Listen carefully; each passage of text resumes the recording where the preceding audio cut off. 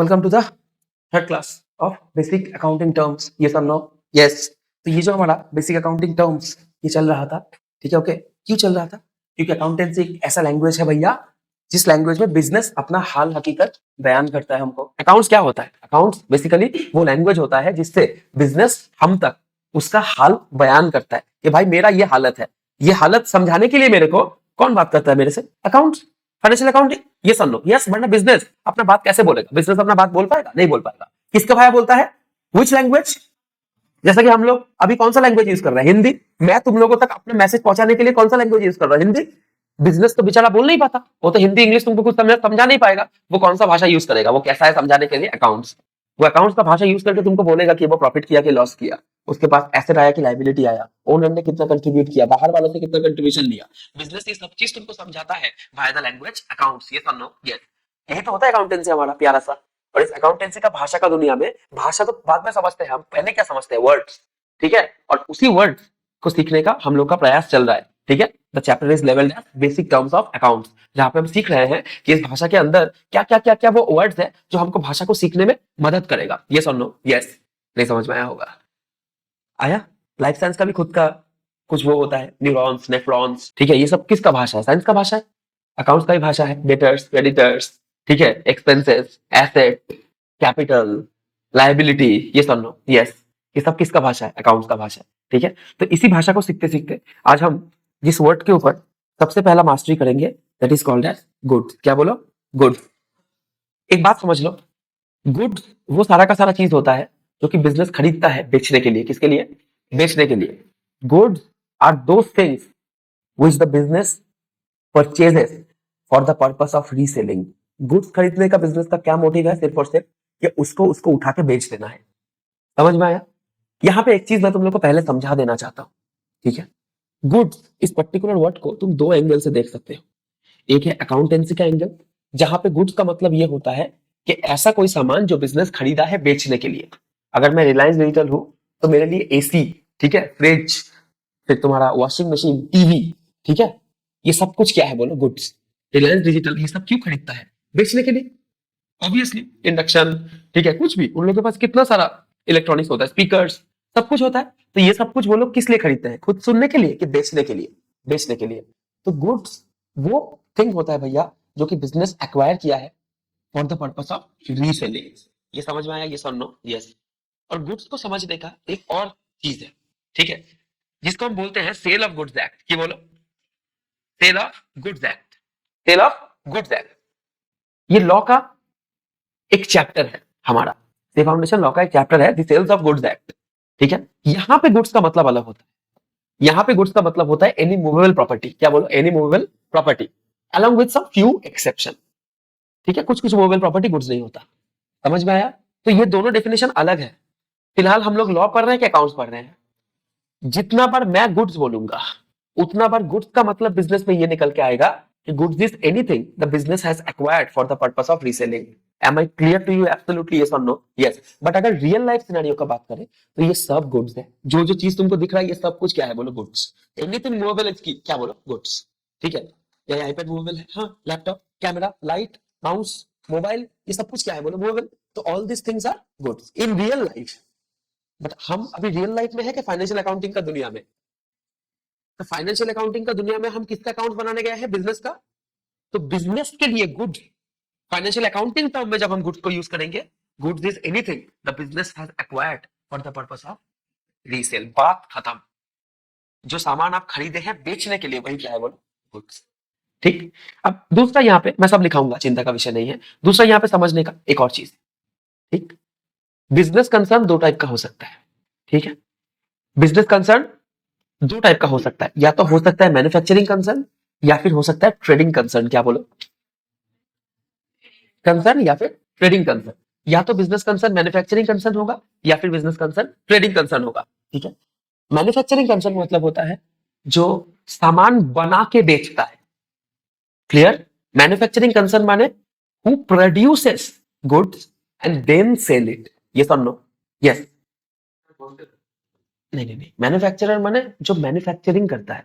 Wholesaler, retailer or the salesman, बिचौलियर्स, वो अलग बात हो गया। अभी हम बिजनेस को समझ रहे हैं, फिर समझेंगे होलसेलर वगैरह, मैं तुमको सब बोलूंगा।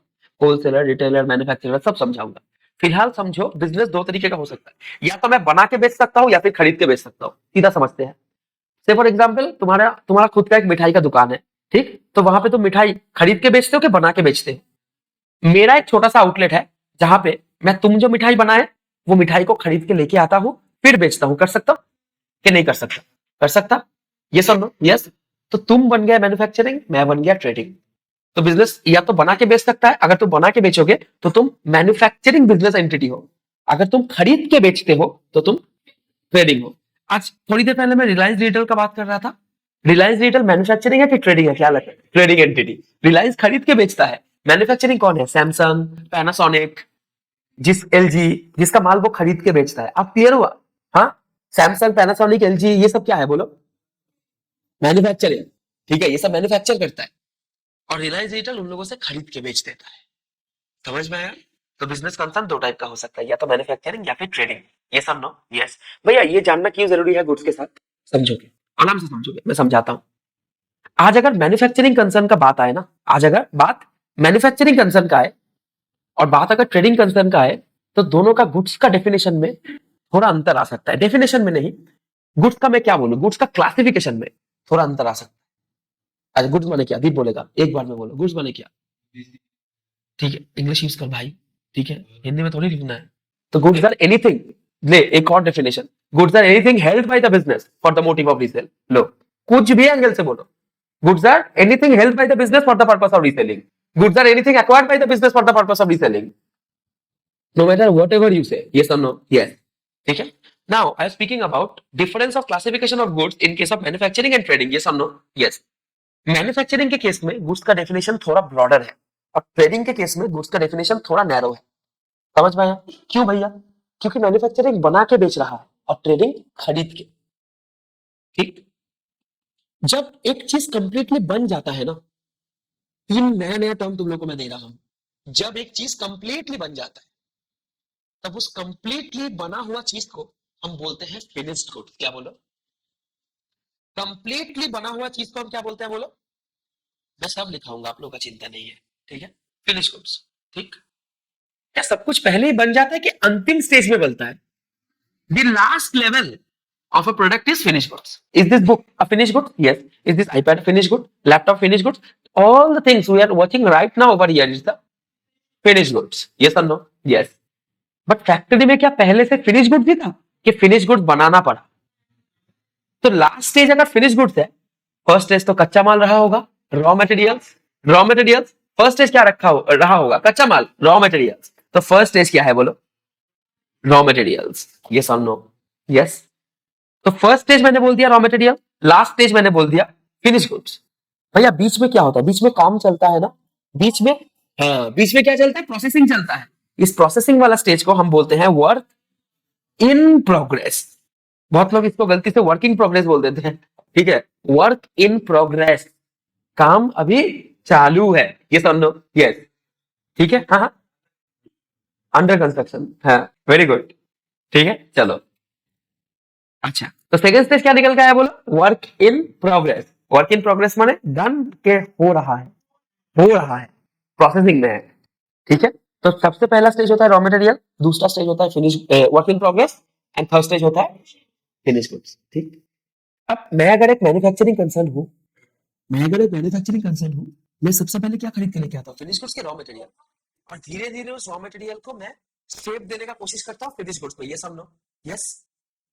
तो अगर से फॉर एग्जांपल मैं मैन्युफैक्चरिंग कंसर्न हूं, ठीक, तो तुम सीए हो, तुम एक दिन मेरे फैक्ट्री में आ गए, ठीक, से फॉर एग्जांपल मैं गाड़ी का मैन्युफैक्चरिंग करता हूं, से फॉर एग्जांपल, ठीक है, टाटा मोटर्स, से फॉर एग्जांपल। तो टाटा मोटर्स का फैक्ट्री में तुम आ गए, ठीक, तुमको आके ना तीन टाइप का सामान दिखा।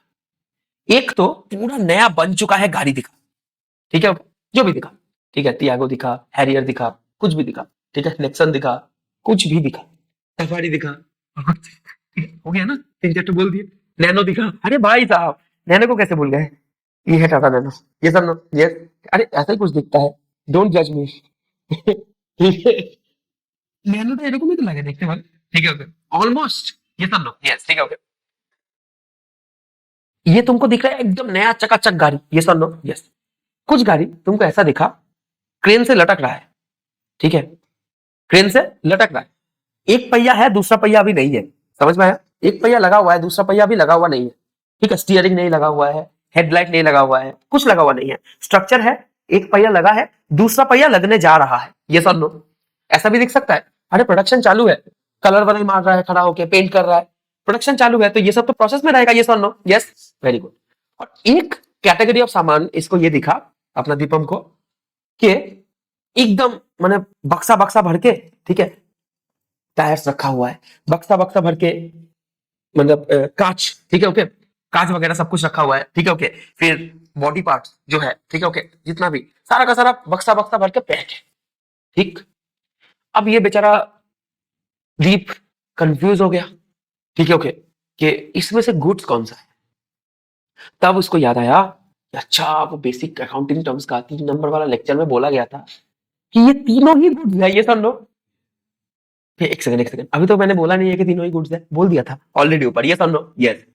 अगर दीपम वहां खड़ा होकर तुम्हारे मन में ये दुविधा है कि इसमें से गुड्स कौन सा है, तुम्हारे मन के अंदर से आवाज आना चाहिए तीनों ही गुड्स है, ये सब नो, यस।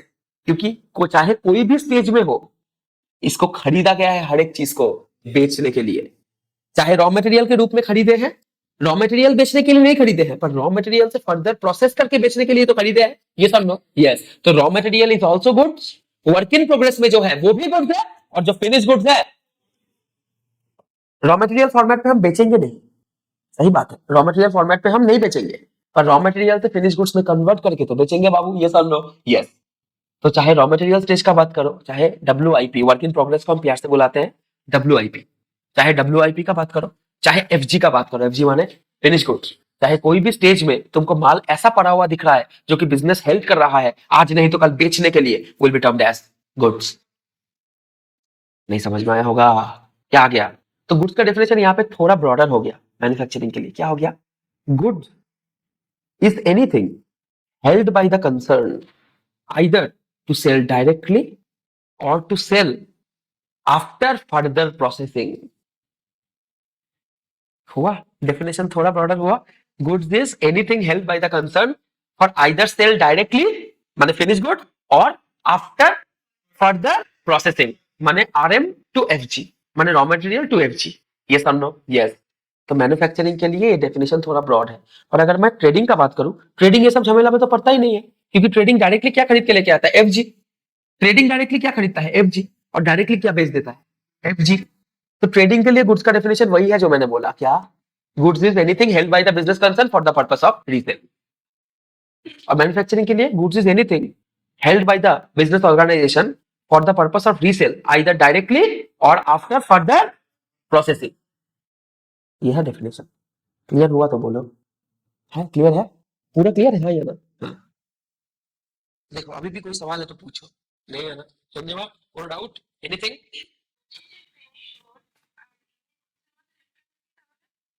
रॉ মেটেরিয়াল আর ফিনিশ গুডস এর মধ্যে ডিফারেন্স চাইছিস তুই? আচ্ছা ঠিক আছে, ধর চন্দ্রিমা তুই লস্যি বানাবি, ঠিক আছে, ওকে, কি কি লাগবে বলতো? कर्ट, ठीक है ओके, आइदर सुगर और जैगरी, ठीक है, मीठापन तो चाहिए होगा, यस और नो? यस। चल सुगर, यस और no? Yes. Curd sugar and मुझे ওটা কি বলে वाटर, चलो कर्ट सुगर वाटर बन जाता है नॉर्मल बेसिक वाला लस्सी। अबे यहाँ पे मैं मैंगो लस्सी, काजू पिस्ता बादाम लस्सी इन सब का बात नहीं कर रहा हूँ, नॉर्मल लस्सी का बात कर रहा हूँ, ये सब नो? ये नॉर्मल लस्सी है ना? मेरे को लिखने दे, दिस इज नॉर्मल लस्सी, ये सब नो? यस। अमीर लोग सोच सकते हैं, ठीक है ओके, ऐसा लस्सी कौन खाता है, हम तो मलाई बिना खाते नहीं, खा लो, मैं ये खा लूंगा, ठीक है ओके, चलो ये नॉर्मल लस्सी एवर दैट वो चंद्रमा तू ही धर, ठीक है, पकड़ लो, तुम्हारा लस्सी का ही बिजनेस है, ठीक है ओके। तो लस्सी बनाने के लिए तुमको ये सब लेके आना पड़ेगा कि नहीं पड़ेगा? पड़ेगा, हाँ या ना? हाँ ठीक है। तो ये सब तुम्हारे तुम्हारे लिए क्या है? रॉ मटेरियल्स, ये सब लो कच्चा माल, हाँ या ना? हाँ। और इन सब से फिनिश गुड्स क्या कन्वर्ट होगा बोलो? लस्सी। फिनिश गुड्स क्या है तुम्हारा? लस्सी इटसेल्फ, ये सब लो, यस। अब मैं एक दिन, मैं तुम्हारा ऑडिटर हूँ, मैं सीए हूँ, तुम बोले कि भैया आके थोड़ा मेरा चेक कर दीजिए ना, मेरे पास कितना गुड्स है, कितना स्टॉक है। मैं गया, मैं जाने के बाद देखा कुछ कर्ट का पैकेट पड़ा हुआ है, कुछ शुगर है पैकेट, और वाटर ड्राम भर के रखा हुआ है, अच्छा वाटर, ठीक है ओके। तो ये क्या है तुम्हारा? रॉ मटेरियल्स, हाँ या ना? हाँ। कुछ लस्सी तुम बना रहे थे, मिक्सर के ऊपर रखा हुआ था, ठीक है ओके, वो लस्सी बन रहा था, अभी बना नहीं है, और कुछ लस्सी ऑलरेडी बन चुका था। समझ में आया? यस और नो? यस। तो जो पैकेट में पड़ा हुआ था वो क्या है? Raw material. जो बन रहा था वो क्या है? डब्ल्यूआईपी। जो बन चुका है वो क्या है? बोलो फिनिश गुड्स। यस और नो? यस। समझ में आया? अब मैं अगर तुमसे बोलूं इसमें से कौन सा चीज तुमने बेचने के पर्पज से खरीदा है, तुम क्या बोलोगे? सिर्फ फिनिश गुड्स के तीनों ही? बोलो तीनों ही। फिनिश गुड बन चुका है उसको अभी बेच देंगे, वर्क इन प्रोग्रेस बनने वाला है वो बनने के बाद बेचेंगे, और रॉ मटेरियल पड़ा हुआ है उसको बना के बेचेंगे। यस और नो? यस। तो चाहे बात रॉ मटेरियल का हो, चाहे डब्ल्यूआईपी का हो, चाहे एफजी का हो, तीनों ही क्या है? बोलो गुड। रॉ मटेरियल बनाने के बाद बेचेंगे, डब्ल्यूआईपी बन रहा है हो जाने के बाद बेचेंगे, फिनिश गुड बन चुका है बेच दे। तीनों ही क्या है? बोलो गुड। अभी क्लियर है? ये सब नो? क्लियर? जितना बार समझ में ना आए उतना बार पूछना। ठीक है? क्लियर है? चलो let's go.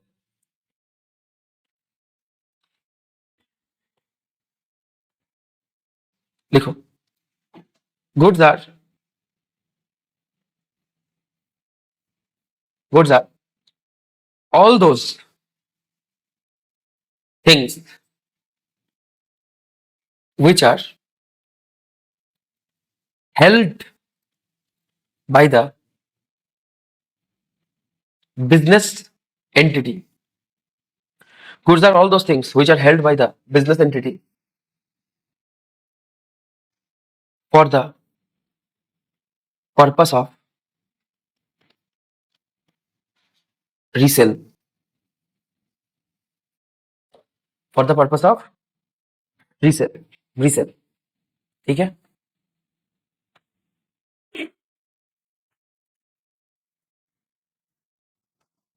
Either directly after purchase, either directly after purchase. Bracket में लिख दो ट्रेडिंग कंसर्न।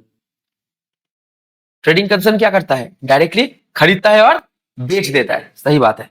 और after conversion of raw materials to finished goods। ये कौन करता है? ट्रेडिंग के manufacturing. Very good. Manufacturing concern. इसके थ्रू में तुमने सब बोल दिया। सही है? बिल्कुल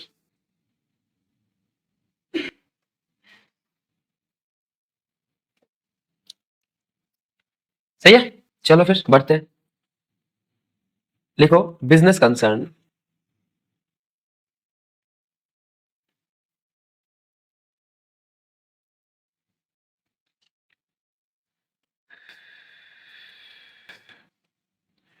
बिजनेस कंसर्न।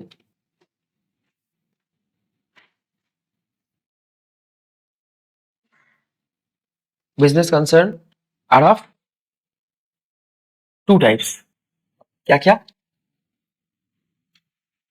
बोल। Business concern are of two type. बोलो बोलो होगा तो ठीक हो। बोलो।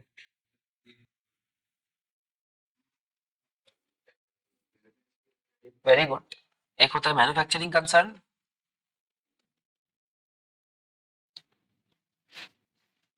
और एक होता है ट्रेडिंग कंसर्न।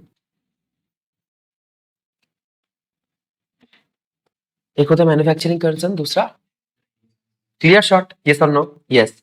ठीक है? मैंने तो ऑलरेडी तुम लोग को समझा दिया। तो मैन्युफैक्चरिंग कंसर्न के नीचे मैं लिख देता हूँ raw materials, WIP and work in progress. सही बात है? एक सेकेंड।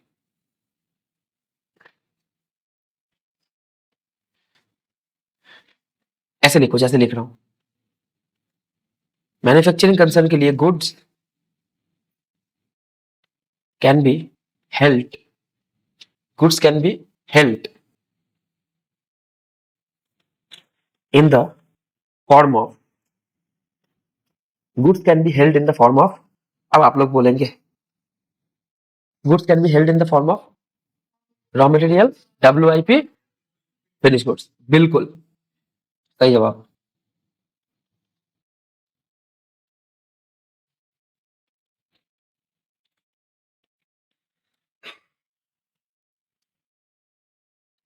वर्क इन प्रोग्रेस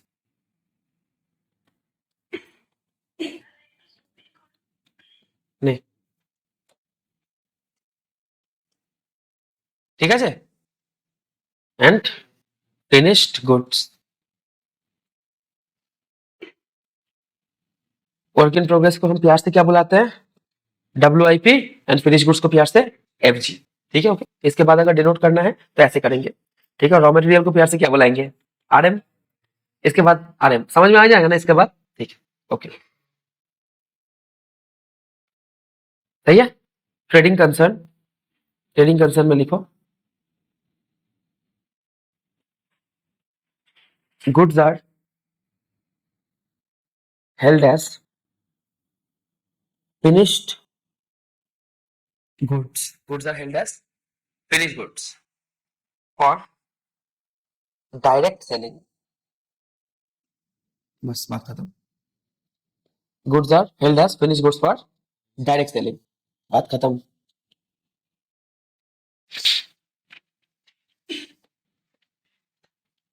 इसके बाद आज का एक बहुत इंपॉर्टेंट टर्म है जो इसी से डायरेक्टली रिलेट करता है, लिखो गुड्स के नीचे स्टॉक। क्या लिखो, स्टॉक और स्टॉक इन ट्रेड, स्टॉक और स्टॉक इन ट्रेड।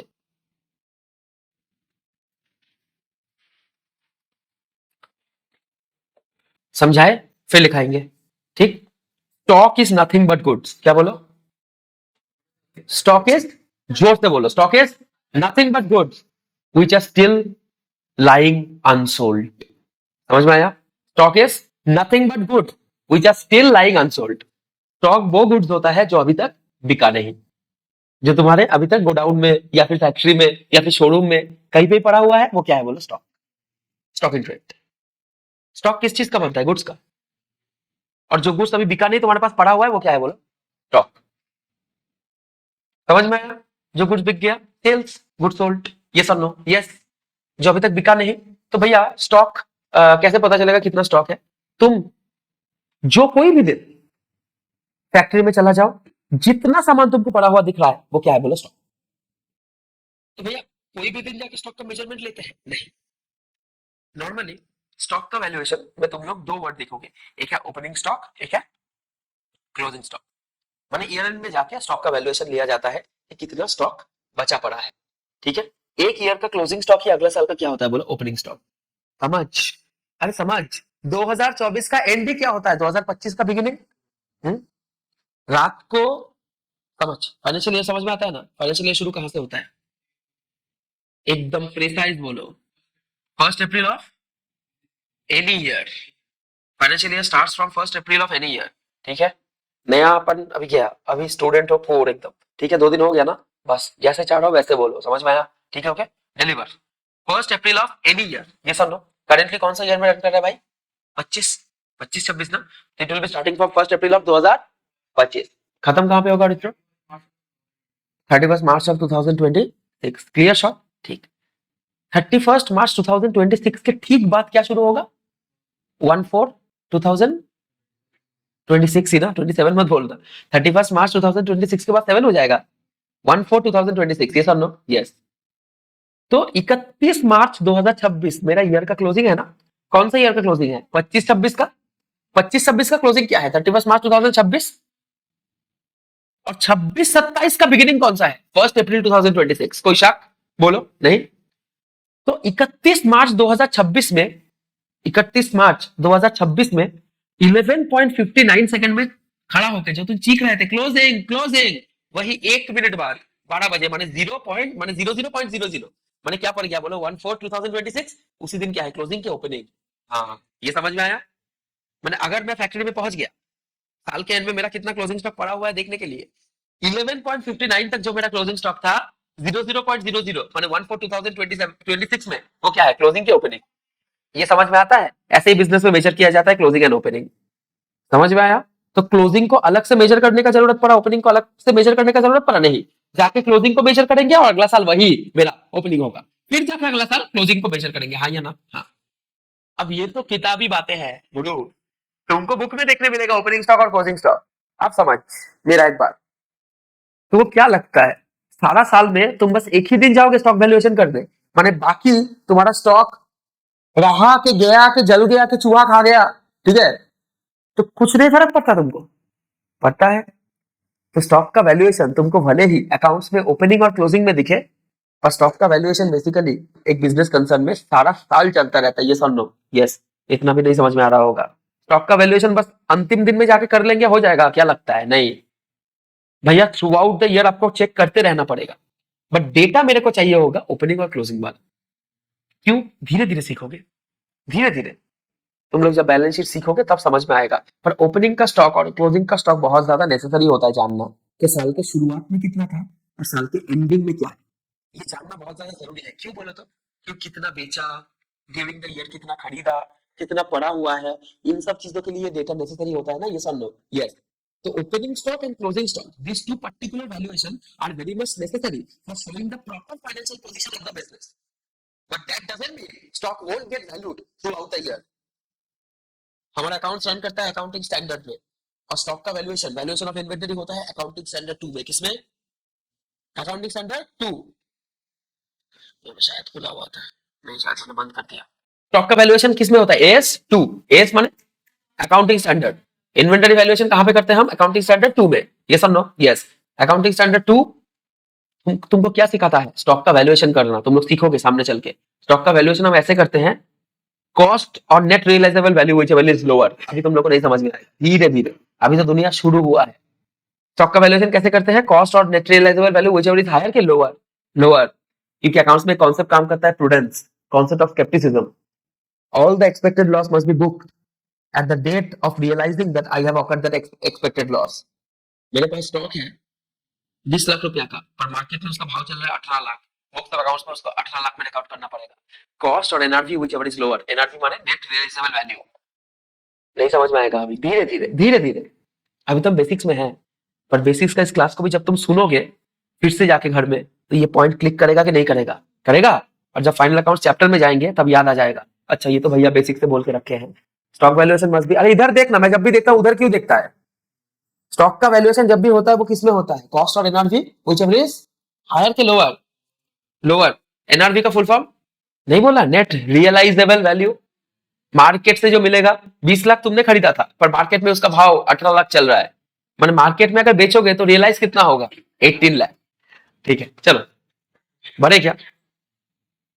एनआरवी का फुल फॉर्म है net realisable value. Net realisable value मैंने मार्केट में अगर मैं माल को बेचूं तो पैसा कितना मिलेगा बोल? नेट में कितना रियलाइज होगा? 20 लाख तेरे पास भाव है पर मार्केट में भाव गिर चुका है, हाँ 18 लाख। तो कॉन्सेप्ट ऑफ स्केप्टिसिज्म या फिर प्रूडेंस कॉन्सेप्ट हमको बोलता है right now obsolete the 2 lakh rupees, उसको 18 लाख में रिकॉर्ड कर क्लोजिंग स्टॉक को। समझ में आया? तो closing stock always get valued at cost और एनआरवी व्हिचएवर इज हायर के lower. Lower because of the कौन सा कॉन्सेप्ट? प्रूडेंस कॉन्सेप्ट और कॉन्सेप्ट ऑफ स्केप्टिसिज्म। बड़े ठीक है, तो ये हम एक चैप्टर पढ़ेंगे, ठीक है, accounting principle concept and convention.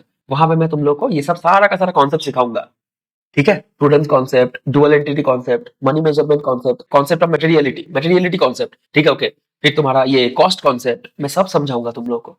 ये कॉन्सेप्ट एक के बाद एक आएगा, और जो कॉन्सेप्ट का मैंने नाम बोला इसमें तो सवाल डायरेक्टली आएगा। समझ में आया? ये सारा का सारा कॉन्सेप्ट हमको सीखना पड़ेगा। जैसे कि तुम लोग को डुअल एंटिटी कॉन्सेप्ट पता है, business and the owner of business are same same entity के separate entity, this is dual entity concept. समझ में आया? क्लियर है?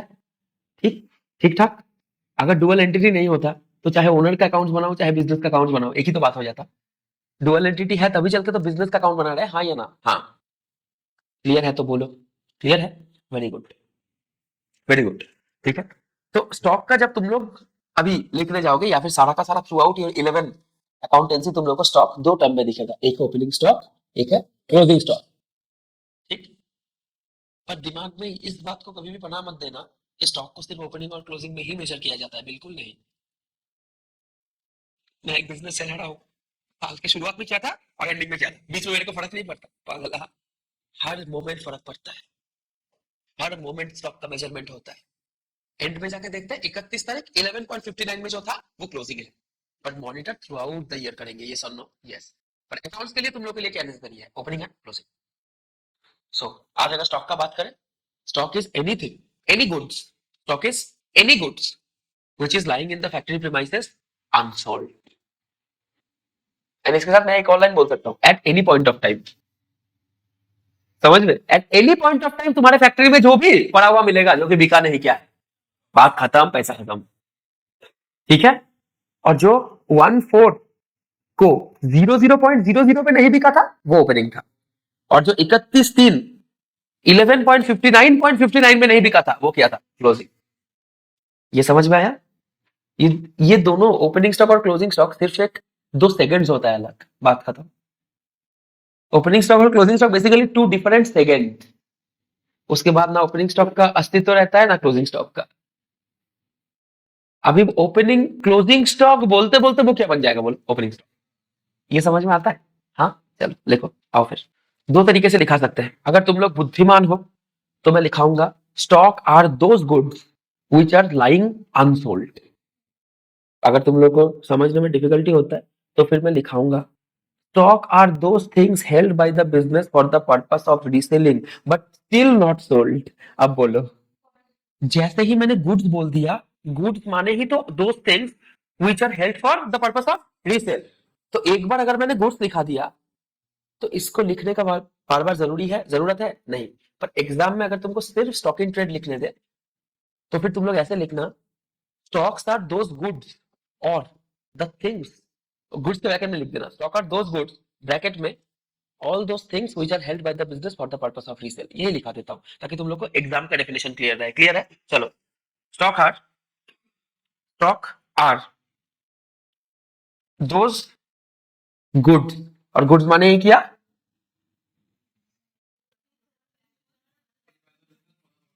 Very good, things which are held by the business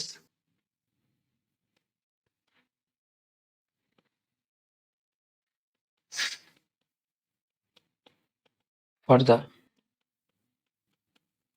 purpose of resale are those goods, ये तो bracket में गया, are those goods। अब क्योंकि हम यहाँ पे क्लोजिंग स्टॉक में मेजर कर रहे हैं, ठीक है, ओके, अब क्योंकि हम लोग यहाँ पे क्लोजिंग स्टॉक में मेजर करेंगे, मैंने तुम लोग को बोल दिया, तो lying unsold at the end of the year, क्योंकि इस तरफ देखो भी खत्म नहीं हुआ मेरा बोलना, ठीक। साल के बीच में कोई भी टाइम में अगर तुम्हारा स्टॉक लाइंग अनसोल्ड है, पर उसका ये चांसेस है कि वो ड्यूरिंग द ईयर बिक जाएगा, समझ में आया? तो ड्यूरिंग द ईयर वो स्टॉक से सेल में कन्वर्ट हो सकता है, समझ में आया? बट वो जो क्लोजिंग वाला है, ठीक है, वो करंट फाइनेंशियल ईयर में किसमें कन्वर्ट नहीं हुआ, बोलो, सेल्स में कन्वर्ट नहीं हुआ, तब चल के वो क्लोजिंग में उसको हम क्या बोल रहे हैं, बोलो, स्टॉक। क्योंकि यहाँ पे मेजरमेंट सिर्फ 2 ही चीज का चलेगा, ओपनिंग और क्लोजिंग, मैंने बोल दिया, क्योंकि स्टॉक एक एसेट होता है, थ्रू आउट द ईयर अगर बिक जाता तो एसेट रहता कि इनकम बन जाता, इनकम, कल भी बोल रहा था इस बात को मैं, थ्रू आउट द ईयर अगर इम्पैक्ट हो जाता तो भाई तो इनकम बन जाता, तो स्टॉक थोड़ी रहता। अरे थ्रू आउट द ईयर अगर तेरे को बेच देते तो स्टॉक लिखते कि सेल्स, सेल्स, तो आज जब स्टॉक लिखने का बात होगा ना तो वो क्लोजिंग ऑफ द ईयर में ही होगा। और स्टॉक बिजनेस का क्या होता है, बोलो, एसेट। स्टॉक के ऊपर बिजनेस का क्या है, राइट नहीं है? ये भगवान, स्टॉक के ऊपर बिजनेस का क्या है, राइट नहीं है? राइट है। तो ऐसा कोई भी चीज जिसके ऊपर मेरा राइट है, जो मेरे को फ्यूचर इकोनॉमिक बेनिफिट देगा, वही क्या है, मेरा एसेट। तो स्टॉक मेरा एसेट नहीं है? अरे बिल्कुल है, बिल्कुल है। अगर मेरा कंप्यूटर का बिजनेस होता और ये लैपटॉप मेरा स्टॉक होता तो ये मेरा एसेट नहीं है? जब तक इसको ना बेचो तब तक मेरा क्या है, एसेट। जिस दिन बेच दिया, इनकम। बोलो, क्लियर है? तो टर्म को बहुत ध्यान से समझना, ठीक है। Are those goods which are lying, मैंने पढ़ा हुआ है, unsold, which are lying unsold at the end of the financial year, या फिर end of the accounting period कर दो,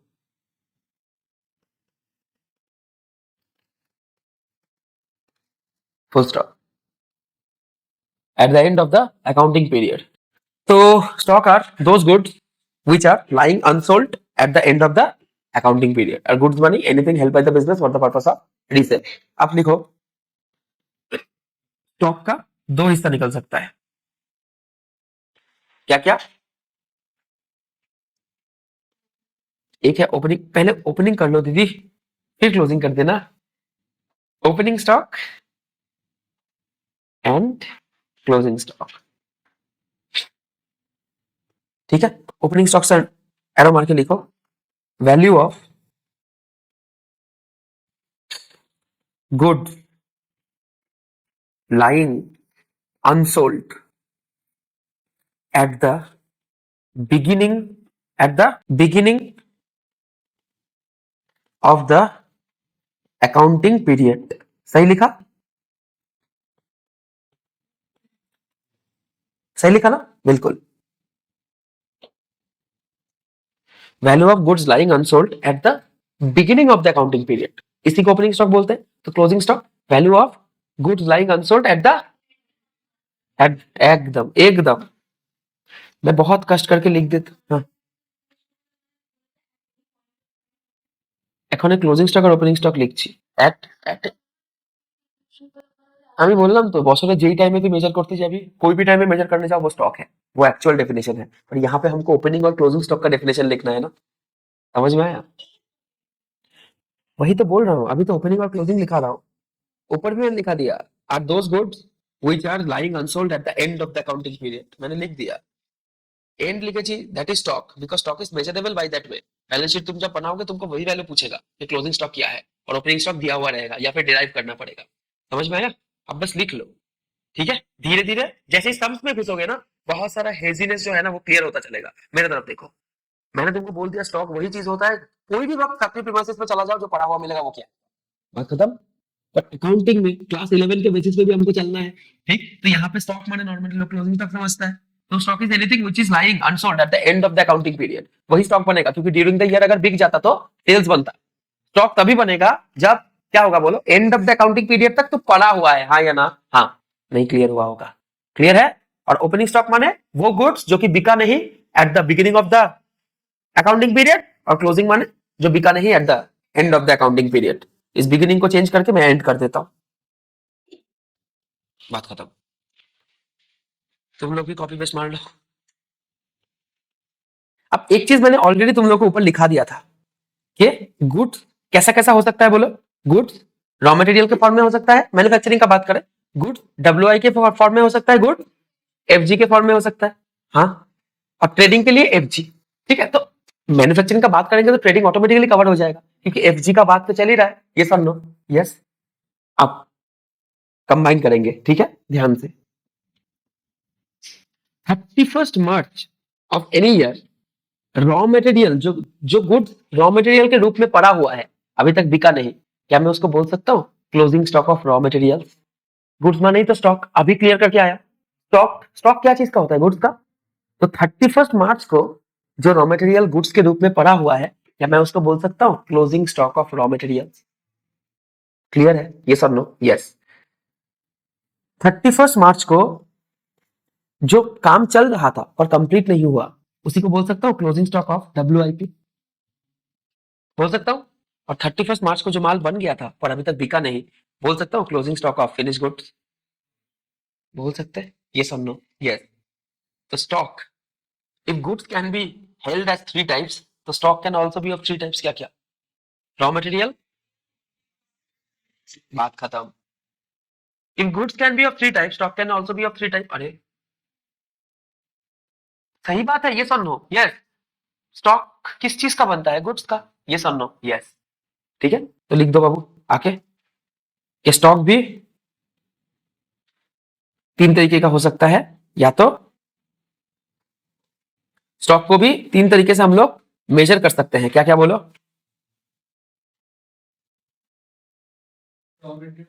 very good. Stock of raw materials, stock of work in progress, and stock of finished goods.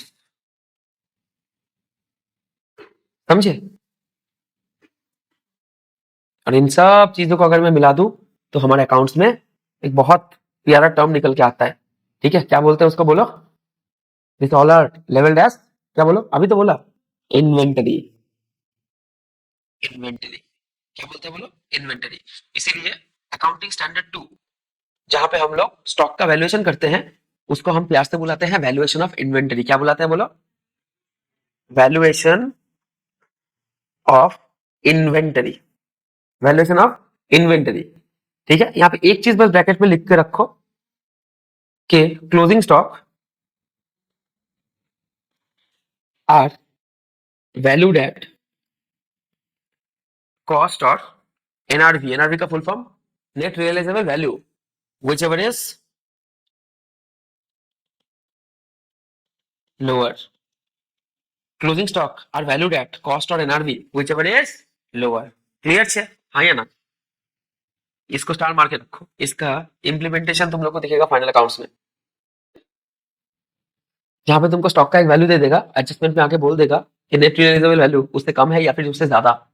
अच्छा, एक खेल खेलते हैं, cost लो, closing stock are valued at cost और NRV whichever is lower. होने से बोलना,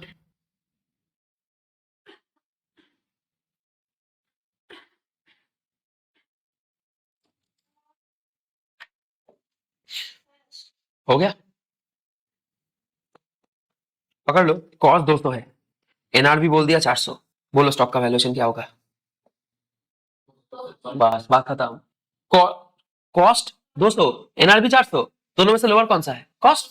तो स्टॉक का वैल्यूएशन क्या होगा? 200, काम खत्म। कॉस्ट 200, एनआरवी 100, अब क्या होगा? तो स्टॉक का वैल्यूएशन क्या हो जाएगा? एनआरवी। समझ में आया? क्लियर है? बस बात खत्म।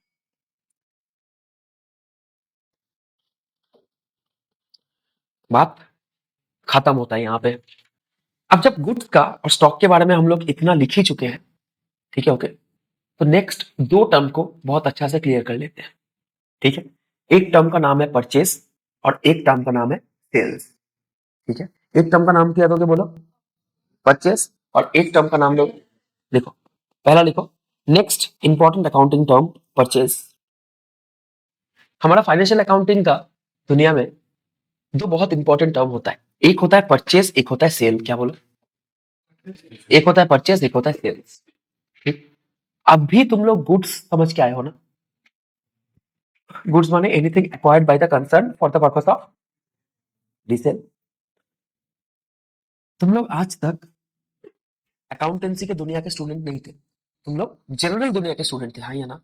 क्लास 10 तक हम सब पढ़ते हैं, तो क्लास 10 तक हमारा स्टडीज चलता है इंडियन एजुकेशन सिस्टम में as a general student who have to study each and every माने aspect of study world. Science पढ़ना पड़ता है, आर्ट्स पढ़ना पड़ता है, कॉमर्स पढ़ना पड़ता है, सब पढ़ना पड़ता है, हाँ या ना? हाँ। पर आज तुम लोग एक स्पेसिफिक दुनिया के अंदर हो, ये सब नो, जिस दुनिया का नाम क्या है? कॉमर्स। आज हम लोग किसके स्टूडेंट हैं? कॉमर्स के स्टूडेंट्स हैं, ये सब नो। आज तक तुम्हारा जनरल दुनिया में परचेज का मतलब होता था खरीदना, ये सब नो, चाहे कुछ भी खरीदो, तुम दुकान में जाके बिस्किट खरीदो, चिप्स खरीदो, लेस खरीदो, कुरकुरे खरीदो, वाटर खरीद लो, ठीक है, तुम एसी खरीद लो, टीवी खरीद लो, तुम प्लेन खरीद लो, फिर भी तुम क्या बोलोगे? मैंने क्या क्या बोला? परचेज। ये सुन लो, यस, शॉपिंग कर लो, क्या बोलोगे? मैंने क्या क्या? परचेज। जनरल दुनिया में कुछ भी इंसान खरीदता है उसको हम किस अकाउंट के थ्रू में लेते हैं? परचेज। उसको हम कौन सा अकाउंट के थ्रू में लेते हैं? परचेज। क्लियर है? ये सब लो, उसको हम लेबल कर देते हैं परचेज, हाँ या ना? बट अकाउंट्स का दुनिया ऐसे रन नहीं करता। अकाउंट्स का दुनिया में जब कभी भी वर्ड यूज होगा परचेज अकाउंट, मैं इसको परचेज अकाउंट लिखूं, purchase account A slash C. कल मैंने बोला था ना कि अकाउंट इस चीज का मतलब क्या होता है? अकाउंट माने बोलो लाइक नेचर का डेटा जहां पे पुट किया जाता है, ये सब नो। अरे कल मैंने बोला था, अरे यार मेरे बिजनेस में मैंने 4 बिल्डिंग खरीदा, ये सब नो, चारों बिल्डिंग का अलग अलग हिसाब रखूंगा कि एक साथ में? तो चारों को मिला के एक अकाउंट बनाऊंगा जिस,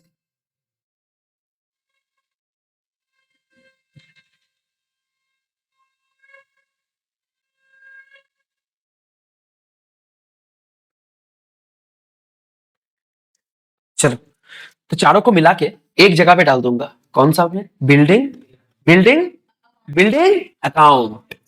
अकाउंट माने लाइक नेचर का, अकाउंट माने लाइक नेचर का डेटा को हम एक जगह पे लेके आके जब क्लासिफाई करते हैं, उसी एक particular classified like nature ledger को हम क्या बुलाते हैं बोलो? अकाउंट। समझ में आया? जैसा कि ये लैपटॉप और कैमरा दोनों ही मेरे को शूटिंग में हेल्प कर रहे हैं, हाँ या ना? हाँ। क्या इन दोनों को ही मैं मशीनरी बोल सकता हूँ मेरे बिजनेस में? ये सब नो, यस। तो इन दोनों का डेटा को उठा के मैं पर्टिकुलर भी एक जगह में पटक दूंगा, जिसका नाम मैं क्या दूंगा बोलो? Machinery account. Very good. Account माने लाइक नेचर के चीजों को लेके आके जब हम सिंगल पॉइंट पे लेके आके डेटा को कलेक्ट करते हैं, उसी को हम क्या बोलते हैं बोलो? अकाउंट। सारा साल में कितना चीजों का परचेज सेल चलता है बोलो तो? हर एक चीज का अलग अलग हिसाब रखते हैं क्या? नहीं। तो सिमिलर नेचर सारा का सारा चीजों को हम लोग एक पर्टिकुलर अकाउंट पे लेके आते हैं, हाँ या ना? हाँ। अकाउंट का मतलब क्या है? लाइक नेचर ट्रांजैक्शंस को एक पर्टिकुलर लेजर में क्लासिफाई करना। ठीक। सारा का सारा बिल्डिंग को घुसा देंगे कहा? बिल्डिंग। सारा का सारा मशीनरी को, सारा का सारा फर्नीचर को फर्नीचर, सारा का सारा इन्वेस्टमेंट को ओनर 10 बार पैसा दिया बिजनेस में, तो 10 अलग अलग कैपिटल लिखोगे? एक कैपिटल अकाउंट। एक कैपिटल अकाउंट। तुमने 10 बैंक लोन लिया, 10 बैंक लोन को अलग अलग लिखोगे? एक बैंक लोन अकाउंट। उसके अंडर में क्लासिफिकेशन दिखेगा हमको। मैंने तुम लोग को बोला था कि accounts is science as well as art. तो यहाँ पे तुम्हारा कारीगरी मैटर करता है, समझ में आया? इस कारीगरी का एक पार्ट में हम लोग क्या बनाते हैं बोलो? अकाउंट। समझ में आया? तो लाइक नेचर है समस्त जिनिस के, सारा का सारा चीजों को हम लोग जिस पर्टिकुलर लेजर अकाउंट में लाके डेटा को पटक देते हैं, उसी पर्टिकुलर लेजर को हम क्या बोलते हैं? अकाउंट। क्लियर है? यहाँ पे मैंने क्या लिखा? Purchase account. ये इसको लिखने का मतलब था, मैं समझाता हूँ अभी। अकाउंटेंसी की दुनिया में कोई भी चीज को हम परचेज करते हैं, परचेज तो बहुत कुछ कर सकते हैं। तुम देखो ना, तुम गुड्स परचेज कर सकते हो, हाँ। तुम ये परचेज कर सकते हो, क्या बोलो तो? मशीनरी परचेज कर सकते हो, तुम बिल्डिंग परचेज कर सकते हो, फर्नीचर परचेज कर सकते हो, इन्वेस्टमेंट परचेज कर सकते हो, हाँ या ना? परचेज तो बहुत सारा चीजों का होता है, ये सब नो, यस। बट इस पर्टिकुलर परचेज अकाउंट या फिर परचेज, इस वर्ड को तुम तब यूज करोगे जब सिर्फ और सिर्फ तुमने परचेज किस चीज का किया है? गुड्स। परचेज अकाउंट को हम तभी यूज करेंगे जब परचेज किस चीज का हुआ है? गुड्स। और गुड्स माने anything held by the business organisation for the purpose of, बस बात खत्म। तो साउंड नहीं आया? Anything held by the business organisation for the purpose of, very good. समझ में आया? तो परचेज अकाउंट को पर्टिकुलरली हम सिर्फ और सिर्फ गुड्स का परचेज के लिए यूज करते हैं। और भैया बिल्डिंग परचेज किया तो बिल्डिंग अकाउंट, उसको परचेज अकाउंट में भूल के भी मत लाना। उसको कौन सा अकाउंट? मशीनरी परचेज किया तो, इन्वेस्टमेंट परचेज किया तो, फर्नीचर परचेज किया तो, गुड्स परचेज किया तो, रॉ मटेरियल परचेज किया था। हाँ, purchase account, very good. Raw material बोले चीज रॉ मटेरियल क्या होता है? Good stock. आप भी तो क्लियर करके आया। रॉ मटेरियल परचेज किया था, परचेज। फिनिश गुड्स परचेज किया था, परचेज। बस क्लियर हो गया तुम लोग का। समझ में आया? चाहे परचेज ऑफ रॉ मटेरियल हो माने तुम मैन्युफैक्चरिंग हो, चाहे परचेज ऑफ फिनिश गुड्स हो माने तुम ट्रेडिंग हो, दोनों ही कौन सा अकाउंट में? Purchase account. माने गुड्स खरीद। अब गुड्स का तू चाहे कोई भी फॉर्मेट खरीद, गुड्स का तुम लोग को मैंने 3 फॉर्मेट दे तो दिया है, यस और no? Yes. Goods can be held as raw material, goods can be held as finish goods. 360 cover हो रहा है? धीरे धीरे 360 कवर हो रहा है, ये सब नो, यस बोलो। क्लियर है? तो आज अगर मैं लिखूं परचेज अकाउंट, परचेज अकाउंट में उसी सब चीजों का हम क्लासिफिकेशन करते हैं जिस चीजों को हम खरीदे हैं बेचने के लिए। मैंने बेसिकली परचेज में सिर्फ और सिर्फ क्या आता है बोलो? गुड्स। ठीक है, चलो लिखो। Purchase account purchase refers to purchase of those things which are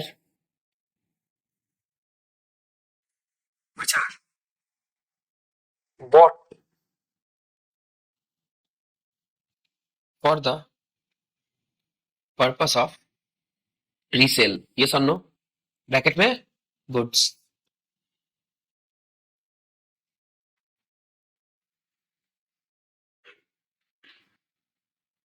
ठीक है? Refers to purchase of those things which are bought for the purpose of resale. ठीक है? Purchase of goods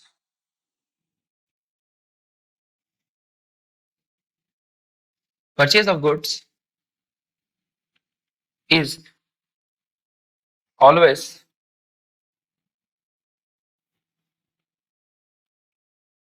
transferred to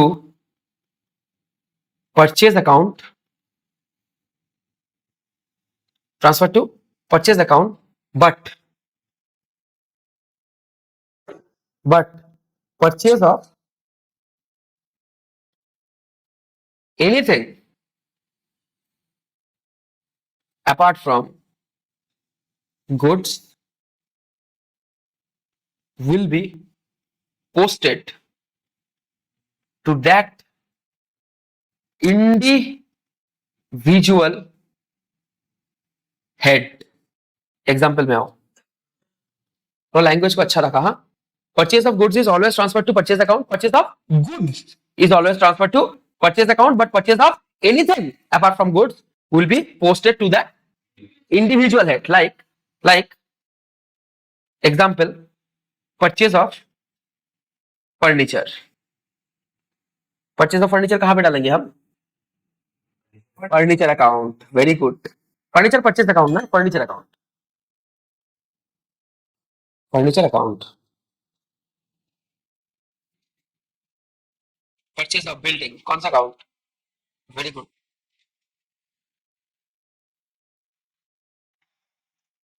ठीक है, बट तुमको अचानक बोल दिया परचेज ऑफ स्टॉक कौन सा account? Very good. Purchase account of stock चाहे कोई भी चीज का हो, रॉ मटेरियल का हो या फिर फिनिश गुड्स का हो. वर्क इन प्रोग्रेस का स्टॉक कैसे खरीदोगे? वर्क इन प्रोग्रेस तुम्हारे स्टॉक के रूप से रह सकता है, वो तो तुम्ही ने बनाया ना. ये सब लो. अब खरीदने को कुछ भी खरीद सकते हैं हम. वर्क इन प्रोग्रेस का भी स्टॉक खरीद सकते हैं. थोड़ा सा तुम मैन्युफैक्चर करती है, बाकी का काम मैं करता हूं, तो तुम आधा मैन्युफैक्चर करती है, उसके बाद मैन्युफैक्चर मैं करता हूं, तो मैं तुमसे WIP का ही स्टॉक खरीदूंगा. नहीं समझ में आया? से फॉर एग्जाम्पल एक शेरवानी बनेगा, ठीक, तो शेरवानी में सूता का काज तुम करेगी और शेरवानी में जो भी स्टोन का काज है वो मैं करूंगा. ठीक, तो तुम शेरवानी का कपड़ा खरीदे, उसके ऊपर स्टिचिंग कर दिए, तुम्हारा काम खत्म हो गया. ये और नो? यस. पर मैं वो स्टिच किया हुआ शेरवानी मैं खरीदूंगा, उसके ऊपर स्टोन बिठाऊंगा. ये और नो? यस. बट एक बात यहाँ पे कॉन्ट्राडिक्टरी हो जाएगा. वो स्टिच किया हुआ शेरवानी तुम्हारे लिए फिनिश गुड्स बन गया, क्योंकि तुमको उसके आगे बढ़ना ही नहीं था. और स्टिच किया हुआ शेरवानी मेरे लिए रॉ मटेरियल बनेगा. समझ में आया? मैं बोलूंगा मेरा तो रॉ मटेरियल है भाई, क्योंकि मेरा काम यही से शुरू होता है. ये समझो. यस. समझे? ठीक है, चलो. ये तुम लोग को मजा आ रहा है जिंदगी में यहाँ पे पढ़ के? बोल रहे हैं? दिल से बोल रहा है? दिल से? बस तब ठीक है. जोर जबरदस्ती तो नहीं है कोई? मैंने फोर्स नहीं किया ना बोलने को? बस तब ठीक है. ठीक, हाँ या ना? हाँ. तो परचेस अकाउंट को हम तभी यूज करेंगे जब परचेस किस चीज का हुआ है? गुड. हाँ या ना? हाँ. अब गुड्स चाहे रॉ मटेरियल हो, गुड्स चाहे फिनिश गुड्स हो, मेरे को घंटा फर्क नहीं पड़ता.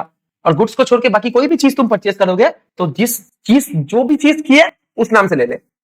कंप्यूटर परचेस किया, मशीनरी या फिर कंप्यूटर, जो तेरे को मर्जी. परचेस अकाउंट में मत लेके आना. फर्नीचर परचेस किया, फर्नीचर अकाउंट. बिल्डिंग परचेस किया, स्टॉक परचेस किया, बस. यहां तक क्लियर है? यस और नो? यस. ठीक, ओके. अगर परचेस समझ में आ गया है तो इसी के साथ अच्छा होगा कि हम लिख ले सेल्स अकाउंट. क्या बोलो? आओ लिखो सेल्स अकाउंट. हाँ, परचेस को अच्छा है समझे ना, सेल्स को चुटकियों में समझोगे. ठीक, परचेस सिर्फ और सिर्फ किस चीज का परचेस को रेफर करता है? सेल्स अकाउंट भी सिर्फ और सिर्फ किस चीज का सेल को रेफर करता है? हाँ, तो गुड्स भी बेचेंगे और क्या बेचेंगे? कुछ भी बेच सकते हैं. मेरा बिल्डिंग पुराना हो गया बिजनेस का, मैं बिल्डिंग को नहीं बेच सकता बिजनेस का. मेरा मशीनरी पुराना हो गया, मैं मशीनरी को नहीं बेच सकता. बोलो. मैं मेरा इन्वेस्टमेंट को नहीं बेच सकता. स्टॉक्स में इन्वेस्टमेंट था, नहीं बेच सकता. मैं कुछ भी चीज बेच सकता हूं. मैं किसने बोला मैं सिर्फ स्टॉक बेच सकता हूं? मैं कोई भी चीज बेच सकता हूं. यस और नो? यस. कोई भी चीज बेच, मेरे को फर्क नहीं पड़ता. पर सेल्स तब बोलोगे जब सिर्फ और सिर्फ क्या बेचे हो? बात खत्म, पैसा हजम. सेल्स सिर्फ तभी बोलोगे जब कौन सा चीज बेचे हो? गुड्स. तुम बिल्डिंग बेच, बिल्डिंग अकाउंट में डाल.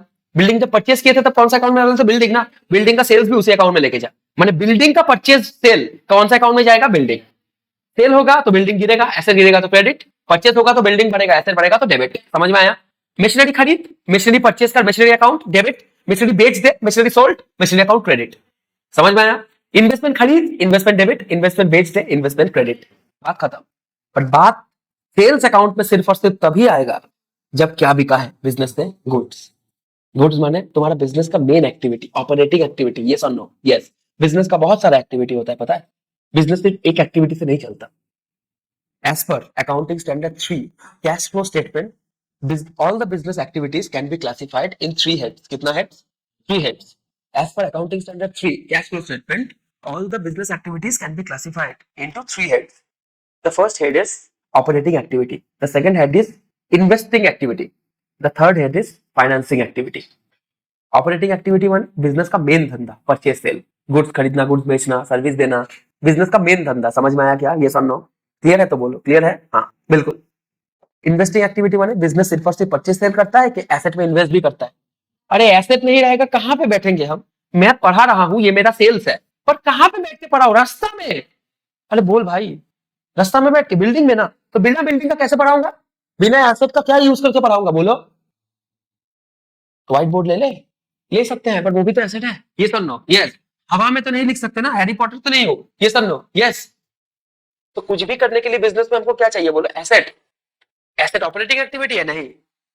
एसेट खरीद रहा हो बेचने के लिए? नहीं। एसेट कौन सा एक्टिविटी है? Investing. Long term benefit, very good. ठीक है ओके। और एक होता है फाइनेंसिंग। बिजनेस तो तब करेगा जब बिजनेस में क्या है? पैसा। पैसा कहां से फाइनेंस करोगे? कैपिटल, इक्विटी या फिर डेप्ट। समझ में आया? या तो ओनर देगा या फिर बाहर वालों से लेगा। अगर ओनर देगा तो इक्विटी माने कैपिटल, अगर बाहर वालों से लेगा तो लायबिलिटी या फिर डेप्ट। समझ में आया क्या? बिजनेस का एक्टिविटी तीन एक्टिविटी होता है। तो इन्वेस्टिंग एक्टिविटी क्या कोई छोटा एक्टिविटी लगता है तुमको? बिल्कुल नहीं। ठीक है, बिजनेस का इन्वेस्टिंग एक्टिविटी क्या तुमको कोई छोटा एक्टिविटी दिखता है कि बहुत बड़ा? अरे बहुत बड़ा भाई।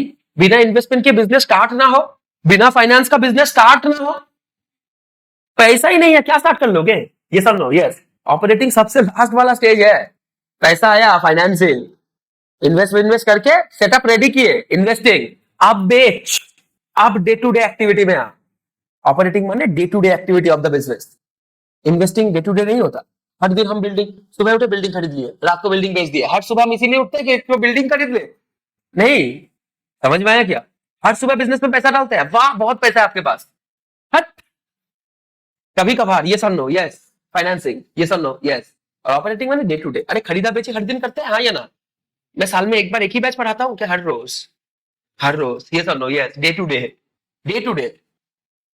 नहीं समझ में आया होगा क्या? आ चुका? आ चुका। ये परचेज और सेल, ये दोनों किससे रिलेट करता है तुमको लगता है? ऑपरेटिंग, इन्वेस्टिंग के financing? Operating. Day to day purchase करते हैं ना हम। अरे गुड्स रेगुलरली खरीदेंगे तभी ना बेचेंगे। साल में एक ही बार गुड्स खरीदोगे, वाह क्या गुड्स है, साल में एक ही बार आता है। ठीक है, बेचोगे कि एक ही बार बेचोगे साल में? हमको मूड नहीं है, ठीक है ओके, एक ही बार बेचते हैं हम साल में, वाह वाह। तो बिजनेस क्यों कर रहा भाई? कुछ और कर ले। तुम्हारा माल साल में एक ही बार बिकता है, तुम्हारा माल बाजार में चलता नहीं है, ये सब लोग यस। तो ये डे टू डे एक्टिविटी होता है। Purchase cell is something which the business deals in. Word को समझना और वीडियो को देखना।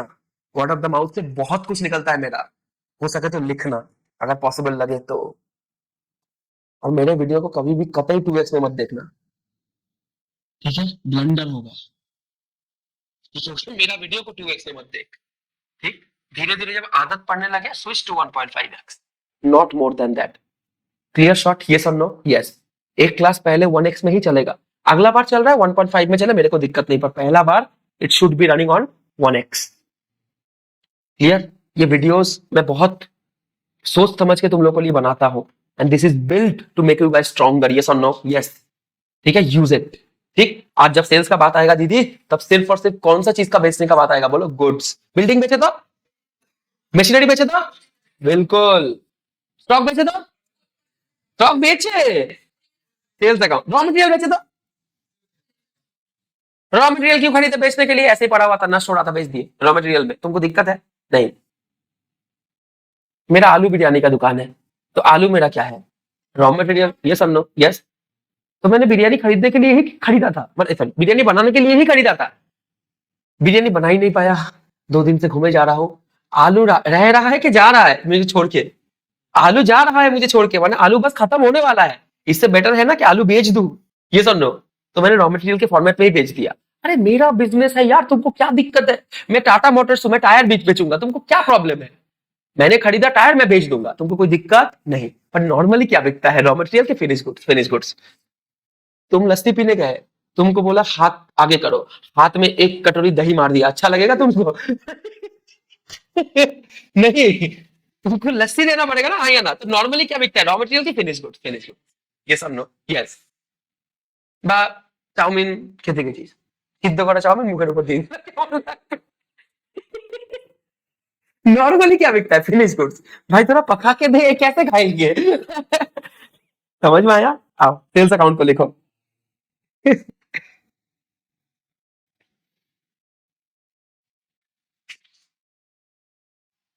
ठीक है, बहुत एक अच्छा लाइन लिखा दे रहा हूं, ठीक है okay.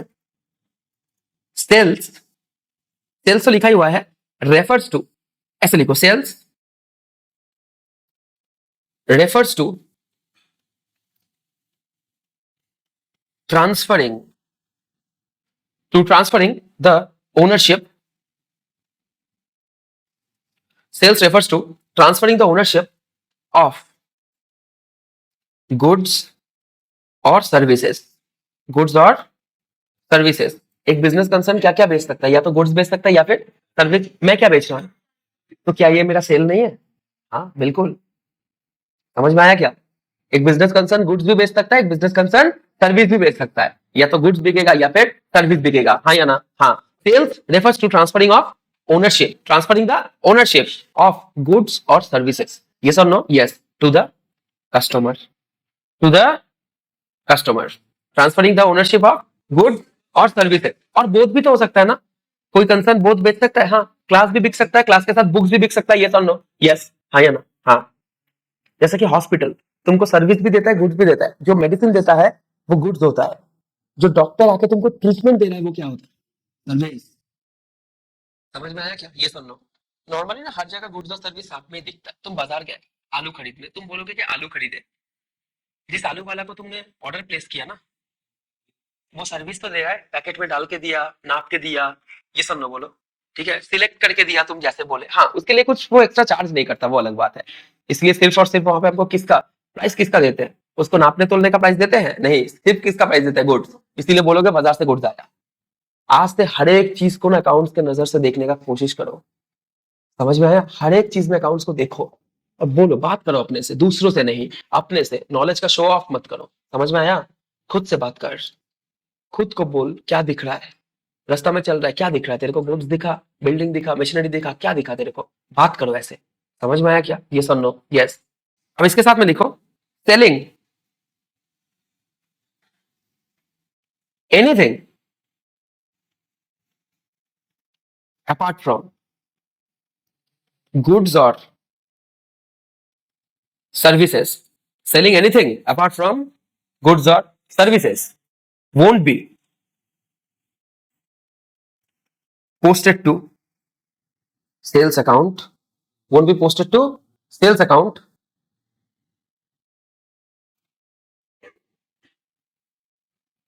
won't be posted to sales account, but will be, right? But will be posted to that, क्या लिखा था हम लोगों ने? Individual head, that individual head. Example, example, sale of building. तो ये सेल्स अकाउंट में जाएगा कि building account? Very good. Sale of machinery व फर्नीचर, फर्नीचर कौन सा अकाउंट में जाएगा? Very good, very good. Furniture account A/C। समझ में आया? बट सेल ऑफ स्टॉक कौन सा account? Sales account, sales account. ठीक है, चाहे स्टॉक कोई भी चीज का हो। सेल ऑफ सर्विस कौन सा account? Sales account. Very good. Sale of service, sales account. ठीक है, यहां से हम लोग का एक बहुत अच्छा दास्तान शुरू हुआ, जो कि हमको अगला क्लास में कनेक्ट करेगा। परचेज रिटर्न, सेल्स रिटर्न, फिर तुम लोग देखोगे cash sales, credit sale, cash purchase, credit purchase. समझ में आया? थोड़ा बहुत तो तुम लोग को ज्ञान है ये इस चीज का। ठीक है, तो that will be concluded in the next class. ठीक है, and that complete my exhaustive lecture for the basis of accounting term, class number 3। Thank you.